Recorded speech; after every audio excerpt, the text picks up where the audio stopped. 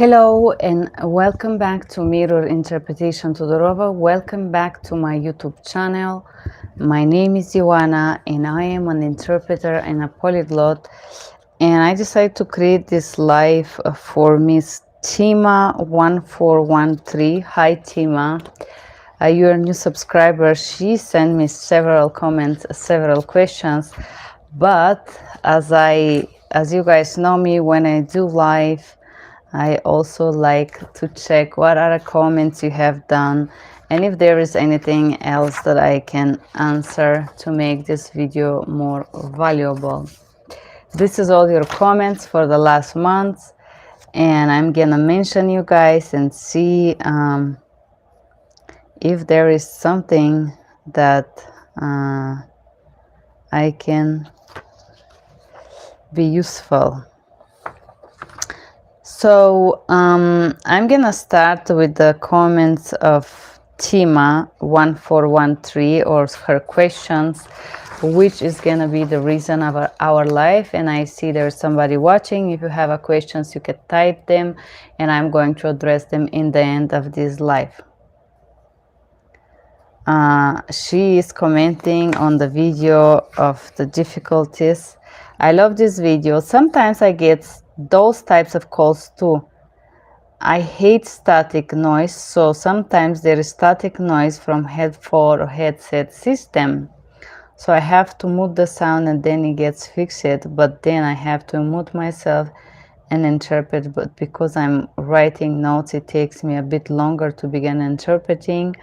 I don't like that, so I end up letting them know it'll take me a bit longer to begin interpreting.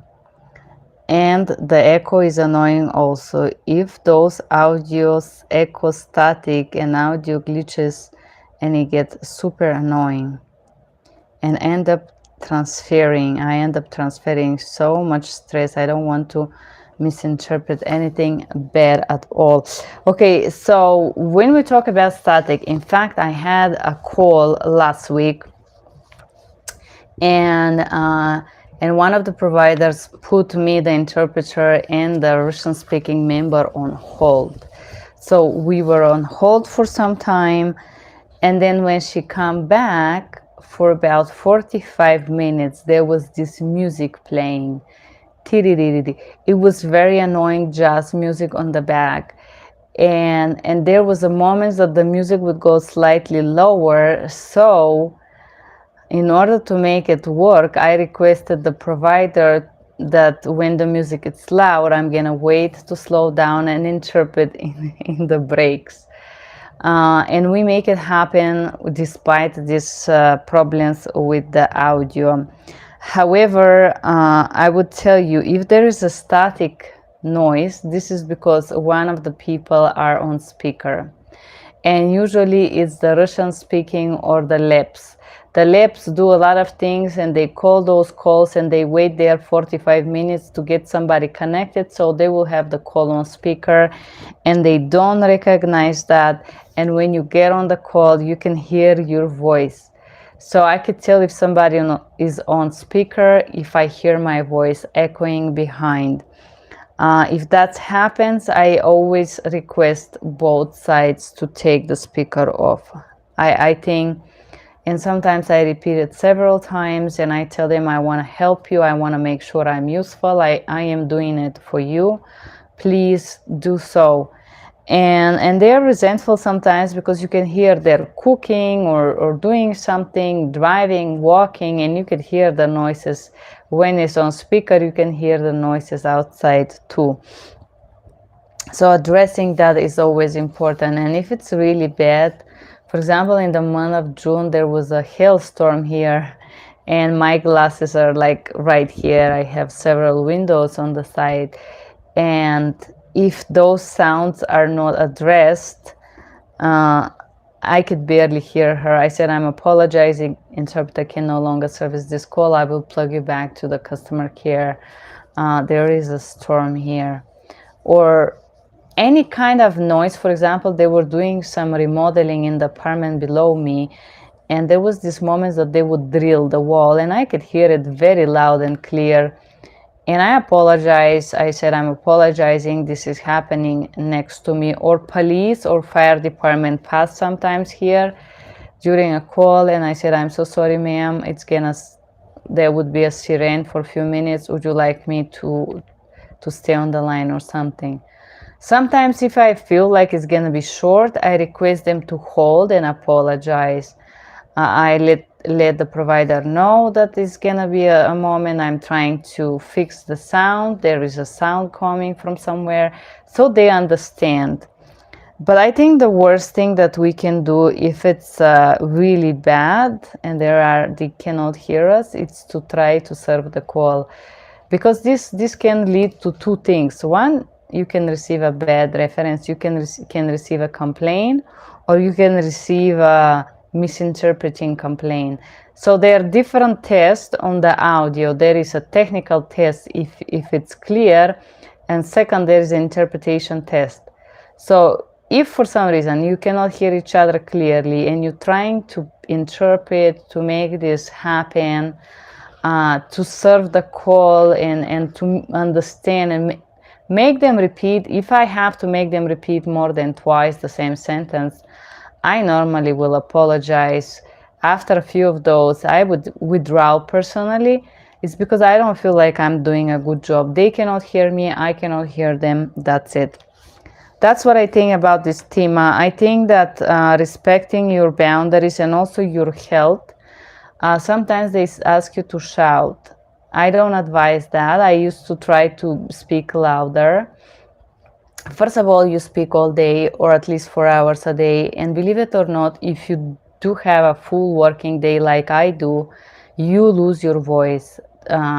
It's so hard for me to record right now because I'm trying to rest my voice. And as you can hear it, my voice is slightly fragile. I need to rest my vocal cords. So if you love yourself and you respect yourself and you do this job, you cannot go louder. When they ask you to go louder, you can ask them to put the mic up. You increase your mic, but I don't advise you to increase your voice, because you're gonna be, after 20 minutes speaking louder, you're gonna have pain here. But your day is not over. You have another 5 hours to work. So what is gonna happen to you if you try to shout out for 5 hours? It's not okay. So if it's really bad, there is nothing wrong with not being able to handle a call, apologizing. I had a few weeks ago, I had a call. She made me spell a name 5 times and repeat a number 5 times. And she was doing something, I could hear it. And I said, ma'am, I could hear you doing something else. Can you please focus? Do you like us? Is there something, an emergency? Do you want us to wait for you? If I hear that a baby is crying or there is something happening with the English speaking member, I would always suggest to hold on. If you want to hold your emergency, we can wait a second. However, this lady for 20 minutes, I don't know what she was doing.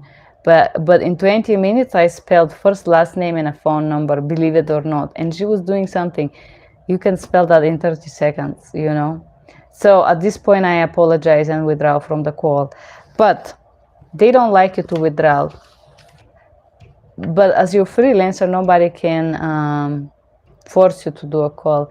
Yes, I have this complaint from this Asian quality control called me, and I would describe her with one word, nasty, because I have a call that I disconnected. And she said, could never be the company that I provide service for. It's just me. It's all my fault. And she started to shout. And I was like, poor woman. I asked a few questions and she lose her mind. I'm like, so some of those quality control people are not very healthy, sadly, and their mental health is affecting them. I think it's very difficult to be a quality control. I don't want to receive calls from quality control. I'm like, oh my gosh, what I did wrong. However, I'm learning to use those calls as a suggestions where I need to grow. But there are also these people that are very sick there, and they're gonna give you this baggage of weight of feeling guilty for the rest of your life because a call drop, and this is wrong. So There is a healthy way to use the suggestions of the quality control when you have a complaint related to a sound echo or disconnecting a call. And I think some of those people are not healthy, and you just have to let them pour this garbage on you. I'm sorry, but some of them do have a lot of mental health issues, and this transpire in their work.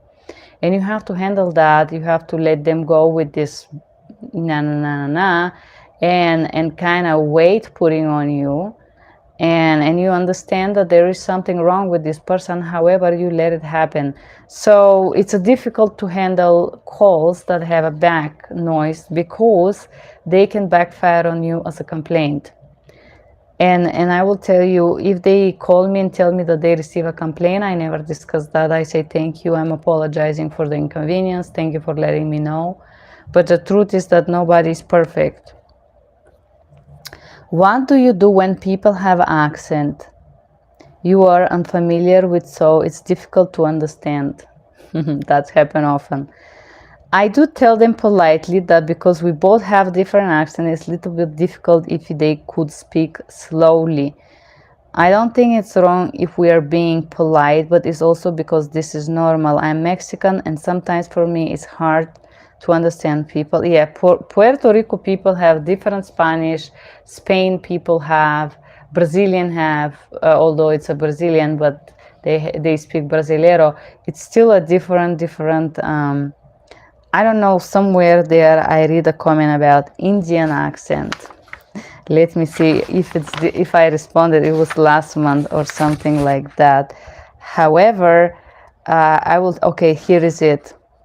Let's read. So Tima asked me, what do you do when both of you have accents? And also we have Ana Lucrezia G Estrada 7655. So Ana Lucrezia Estrada and Tima, you guys have the same question relating to accents.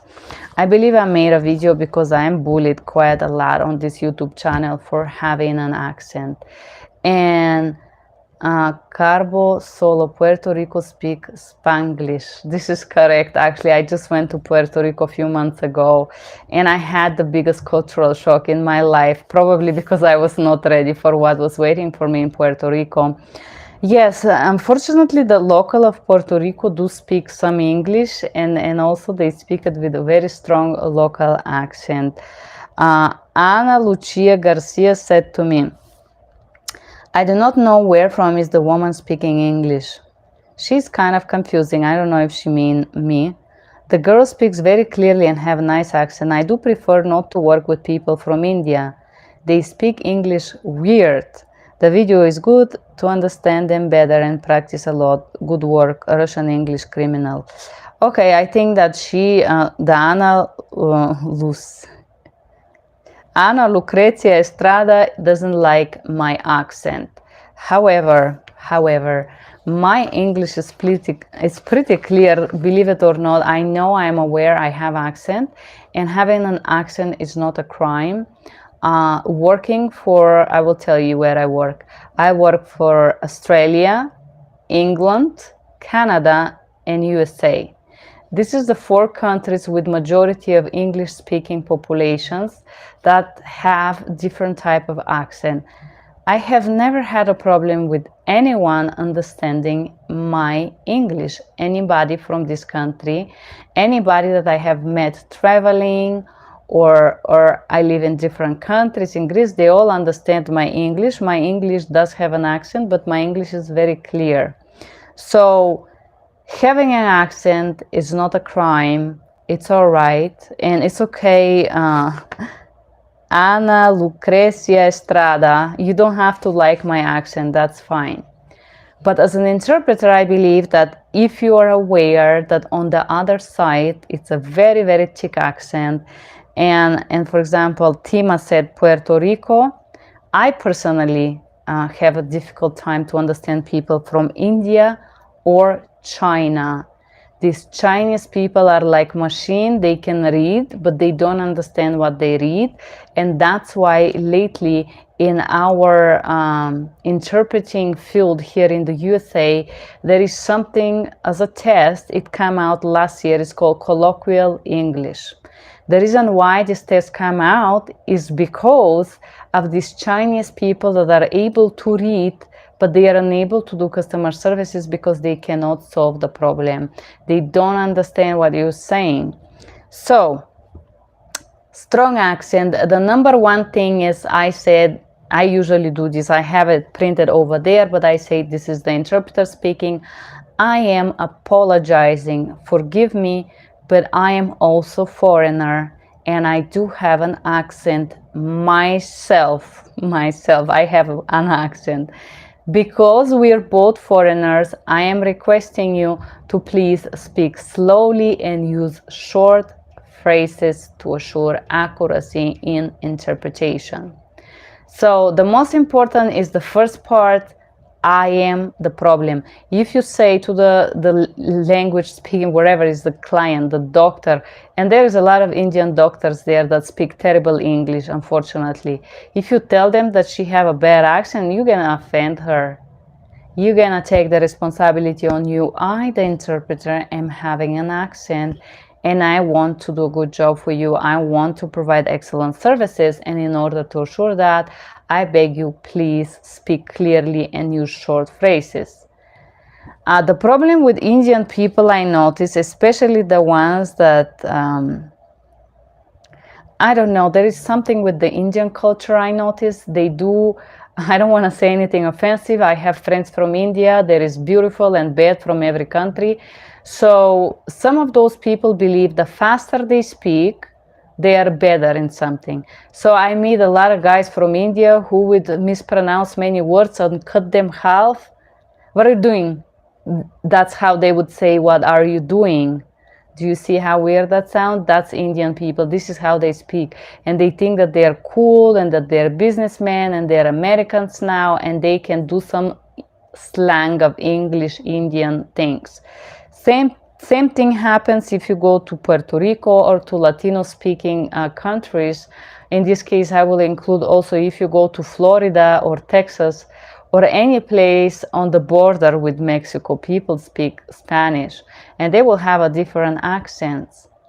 I acknowledge that and I respectfully request them to do it slowly and clearly. But if I don't understand what they're saying and I need 2 or 3 repetitions in the first 5 minutes, I apologize and I withdraw. The reason why is I had a Latino lady that was speaking very strange Spanglish a few weeks ago. And I said, I'm apologizing, ma'am. I don't feel competent. You see how polite is that? Forgive me, I'm not competent. I am struggling with the accent. I will plug you back to customer care.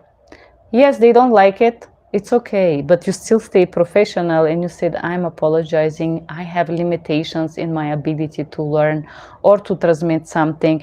You stay professional and it's fine. If she file a complaint, what the company will do, you admit your limitations or lack of knowledge somewhere, you remain professional. It's okay. They can complain, it's fine. But the truth is how you do it. And I'm also working on that. I have like 5 pages printed on that sofa where I work from. It's because it's difficult. Okay, we addressed this Ana Lucia Estrada. Okay.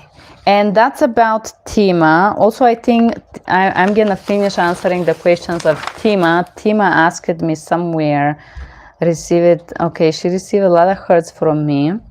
Let's see what else. So what if you have your own script, like if you could speak slowly and loudly, that will help. So if I add that, so company script and press script, let's say very long, but I think monitor will get points taken off if I don't say complete company's script. Okay, so yes, I know some companies. I will give you Language Line Solutions, Stratus, Transperfect, ULG, CLI. They all have Siracom. They will all have scripts that will periodically change. I have a scripts for 911. I had a scripts for emergency. So let's say you work for Transperfect. So Transperfect have a system I'm gonna address your questions, Carlos and Linguist Addict, in the end of this live in a few minutes. Thank you for being here. I promise you I will scroll all the questions and I will respond. So let's say that you work for TransPerfect, and when the screen pop up, you already could see the language and you could see it's a bank call and you have a specific script. And usually it's 2 or 3 pages. Let me tell you, Siracom. Hello, my name is Ioana. This is ID 175579. I'm gonna be your Russian interpreter. I'm proud to serve you today. In order to assist you today, I needed to engage a Russian language interpreter. This is a bank call script. Do you understand that there is gonna be a third party on the line? Do you agree? Allow the interpreter to be on the line. This is the script that I have to read in Russian. I said it in English, and I could see it is popping up. I could see it's a bank, and I have to read the same script in Russian. I do read the script number 1. Then, when I go back to the client, I say, excuse me, and I say it in English. This is the interpreter speaking. May I request you to speak clearly, use short phrases in order to assure accuracy? And I immediately say it in Russian. Простите, пожалуйста, можете blah, blah, blah. That's it. It's 20 seconds. I chop it off. So sometimes I don't say the script, please speak clearly or shortly, but when during the call they start to speak very, very, very long, and I said, please pause, please hold on, pause for the interpreter. I repeat pause few times and they continue long sentences. I said, excuse me, this is the interpreter speaking. Please speak shortly to assure accuracy. I just put it as a small intervention and I say it in the both languages. And I will tell you, this is a perfect interjection when you see that they don't do it. I don't always read that. Yes, there is this long scripts, for example, language line. I am proud to serve you in order to assist you today, blah. There are some very, very long scripts. I let them go. Most of the people that use interpreters are aware, but if it's somebody new, I say, please pause often for the interpreter. I want to assure accuracy. I want to make a good job for you. So they understand that, Carlos, I will respond to you in the end of this live because I have printed all the comments here and I'm addressing them. Thank you for your patience, or if you don't have time, you can come in the end and watch just the end of this video, preview the video. So if you have a long pre-session, go with it. And if you notice during the call that they don't pause, you request a pause, and then you interject with please speak clearly, short phrases to assure accuracy. This is the interpreter speaking. This is always a good result. I have had a great result, Tima, with that type of techniques that I apply. And I think we respond to the questions of Tima so far. Warkwal Labakri 7252. Good luck with your next text. Thank you, lady. I do tests right now. I do the defense language proficiency test already for, it's been a year, and my next test is in the end of this month. Thank you. Fingers crossed, guys, for me. Court interpreting written exam. Thank you. It was very helpful. Blue C2132. Thank you for being here as well. Captain Horus 1.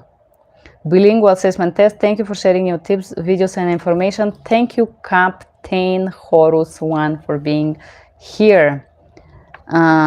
English, Spanish bilingual proficiency test. Vikash Kobe 05 asks if the language stat is difficult. So Vikash, you can click here. I'm gonna edit this video and I will put you, I made a video about stat.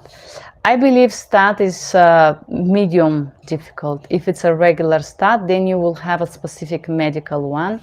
I think it's not the most difficult test that I have done in bilingual. I would say the most difficult test that you can do in 2 languages is called Defense Language Proficiency Test. And the reason why is because the part number 1 of this test is between 7 and 8 hours and it is in 2 languages. So that's my suggestion. I think stat is okay. I think it's doable. Let's move to the next. Okay, Alfije, thank you so much. You commented on the bilingual Spanish videos. You give some corrections or some suggestions to the words pestaña, eyelash, pestaña, I don't know if I pronounce it, armpit, ahila. I notice you. I'm gonna respond to your comments. I appreciate you guys when you write me below your comments below the videos, so other people can also find it useful. You're sharing your knowledge, it's matter, and caring is sharing. So I really appreciate your knowledge, guys, as well. Publicly subscribe. Muhammad Sharahimi 1986. Thanks for the instruction. I am English Farsi Pashto linguist. What is the requirement for being a medical interpreter translator? Okay, Muhammad, there are videos how to start as an interpreter that you can click. I will put here 2537. Where to start. There is no specific requirements. You could just go ahead and do bilingual start. It's about 175, I think, English, Farsi or Pashto, or I think it's 275 for this group of languages to do the start. Once you have the start, you can simply apply to companies. But a lot of those companies will train you and test you, bilingual tests. So you don't need anything, just you can try. Exactly what I did. Real virtual demand 4222. I'm always back to your channel. Thank you, Real Virtual. I appreciate you being here. Medical Anasi Bakhashimova. Anasi Bakhashimova 5306. Thank you. You are very useful. Uri Gitano is also here. Thank you, Yuri Gitano, for being part of this channel. Sisi Whatever, Sisi Whatever 1162. Gracias por ese contenudo. Por cuando la chica dijo, do you have a heart attack? La traducción sería mejor, have you had a heart attack? Porque si no, entonces le estás preguntando a la persona si está teniendo en ese exacto momento un ataque al corazón, cosa que el paciente no tiene manera de saber. So, okay, if you don't understand Spanish, what Sisi whatever is saying is that instead of saying, do you have a heart attack, you should ask it in the past, have you had a heart attack? This is correct, Sisi, I believe, but depends on the provider.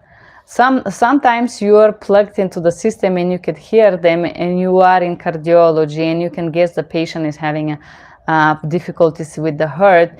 And some of the heart attacks are light. You're not dying from them, but you have some problems with the heart and ventilation and tachycardia and so on. But the correct interpretation is always in the past. Have you had a heart attack? This is correct. Okay, the Ahlem Beyoyoyu 9707 Bejayoyi. Oh godness.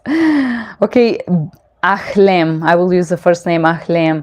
Does anyone have the same problem with Cultura Link who did not pay me for at least 12 assignments? Please advise. Yes, Ahlem, Cultura Link, it's one of the companies that does not pay their interpreters. I provide, sadly, services for them last year in the beginning of the year. They sign you for a good rates, but they don't fully pay you. And also the calls are on the computer, and once they vanish, you cannot prove the calls. So it's a very complicated problem there. I think this company have this problem for many years. There is an article online, you can Google it, you can see the Google reviews. You're not the only one. There was a group on Facebook. I also had a small group where I shared how I legally requested my money, and I almost paid fully, not fully, but at this point I just wanted to get as much as I can, and I cut off the problem.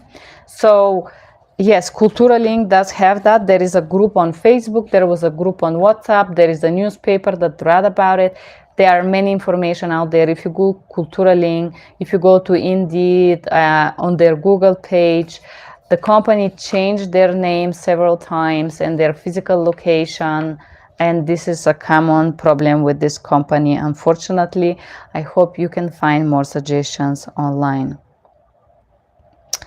Okay, Eric Fuentes 9845. Great content. It helps me to practice. Thanks a lot. Thank you, Eric, for being here. And this is our me addressing you guys. This was your comments for the last month. Let's see now what Carlos asked. Carlos, Puerto Rico speaks Spanglish. Okay, Carlos, I agree with you. After we spend a lot of time working with people from all over the world via call, we get to understand different accents without so much effort. Will there be reply? I think as long as a person is pronouncing clearly and fully the words, it's we do understand that it's an accent. Yes, we do. But the problem is if the person does not know well English and they're trying to hide it by fast pronunciation or mispronunciation or half pronunciation, forgive me, of words. That's happened, Carlos. Yes, unfortunately. Linguist addict. How do you make your contract as a beginning freelance medical interpreter? Okay, so linguist. I'm gonna go back to you, Carlos. Let's respond to linguist addict. How do you make your own contract as a freelance? Okay, so first of all, you don't make your own contract. Yes, I have contracts for people that I hire that help me in this YouTube channel, that help me making bilingual videos. Somebody, for example, Jose helped me to make bilingual medical interpreter tests or trainings for 9 body systems that you can purchase on my platform Thinkific. And I do have a contract that I make. I have different contracts that I do, but I study business. So for me to write a contract is not a big problem. If you want to work as a freelance medical interpreter, first of all, you don't need a contract. You just need a resume, a good resume. You can apply. Most of the companies that are going to hire you as a freelance are going to send you a contract. Some of them are very bad contracts. Some of them are more reasonable. So you just have to sign it and read it. That's it. So you don't have to make your own contract. If you instead did bid, let's say for a government contract, and you win a service, you can provide service, let's say in a clinic, and you need to contract other interpreters, this is another story.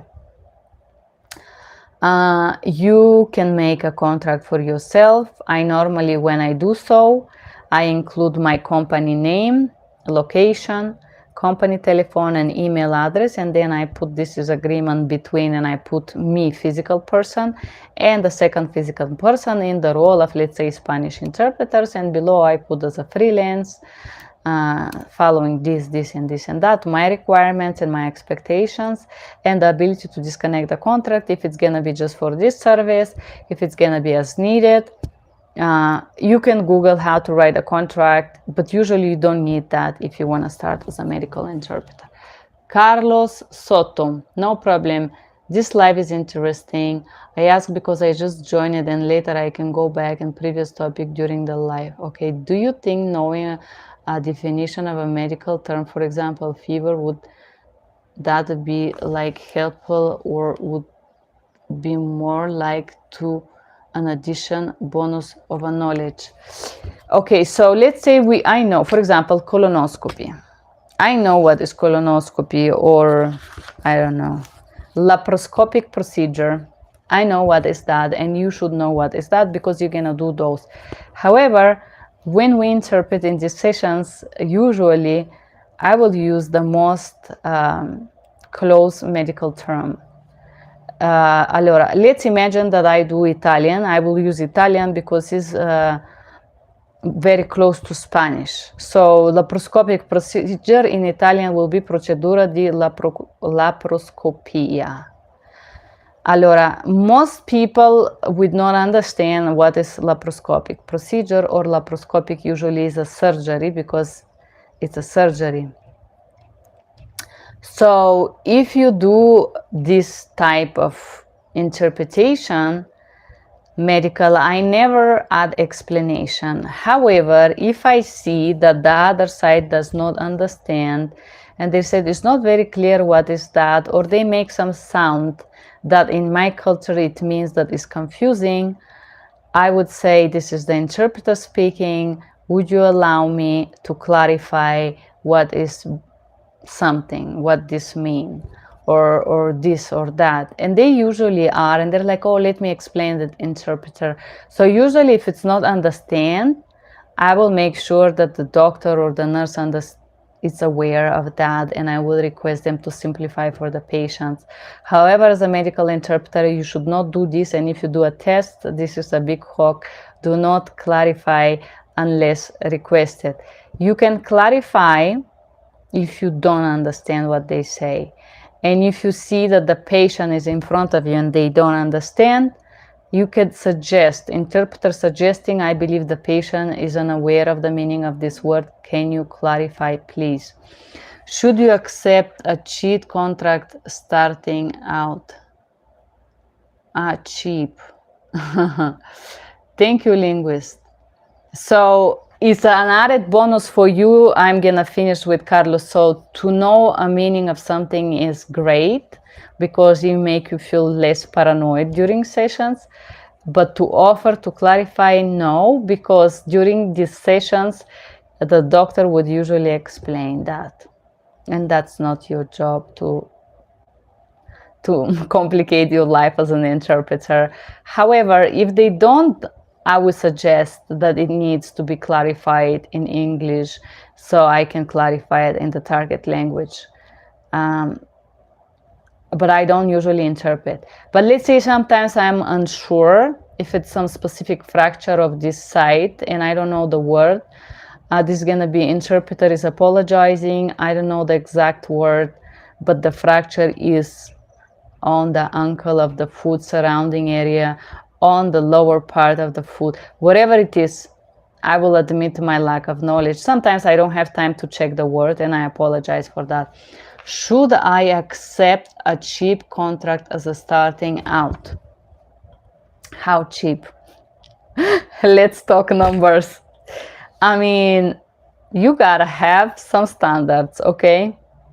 So I start my first interpreting job, like when I'm talking 18 years ago. I work as an interpreter in the circus. Yes. And I was taking 20 euros an hour. Yes, that's the truth. My second assignment as an interpreter was very good paid. I was working in a trade fair, so I was doing a great numbers, I would say. Here in the USA, I believe my first assignment, first contract I accept, but I do have master degree. Actually, I have 2 bachelors and a master. So you gotta evaluate your educations and your confidence and your ability to do that, plus what this company is gonna give you as an opportunity. Just have in mind that I believe personally you should not accept anything below $20 an hour. This is my belief. I think this is insult. You can be a server for more than that, way more than that. You don't need no education. You don't need to speak 5 languages or 2 or 3 or sweat, worry about HIPAA. Or you can clean floors for $15 or wash dishes for probably a little bit more, or bus tables for a little bit more. So the truth is that how much this contract will mean for you. If you want to just start and see if you enjoy it, and if I will tell you, if you're on a freelance basis and you really want to try to see how is that, I will say yes, you can start, but my suggestion is never below 20. There's a lot of companies that try to hire interpreters full-time for $15 and then exploitate them at maximum and burn them out and then spit them out like a useless thing.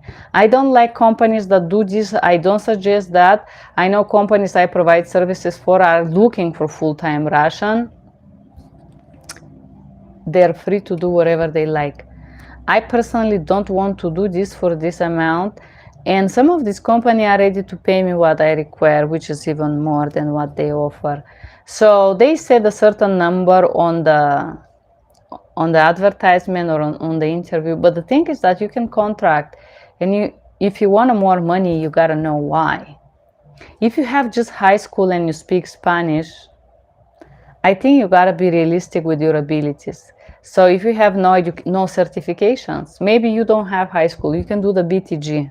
I love the certification, and the reason why is because they really teach you how to interpret. So how much have you invested in learning to be better in this field? If it's zero, well, if you get $15, you gotta feel lucky, you know. But if you invested some money and you have some experience and you understand the mental headache that comes with this job, I think you should ask for more. I will tell you, if it's not full-time, I would say yes to a very cheap contract, but I'm not gonna dedicate my full time to this. I'm gonna use it to put it in my resume, and I'm gonna keep looking for somebody that offer me more. But depends on you. What do you like? What is your number? There are people that will do Russian for $17 full time. I want. So, and this depends on what you want in life and who you are. I believe that I'm worth thousands of dollars an hour, and for me, $17 is a funny number. And if I'm at the interview when they say $17, I'd say thank you for your time. But have in mind that if you're a freelance, you gotta pay your own taxes and your medical insurance. So how are you gonna do this with $15 an hour?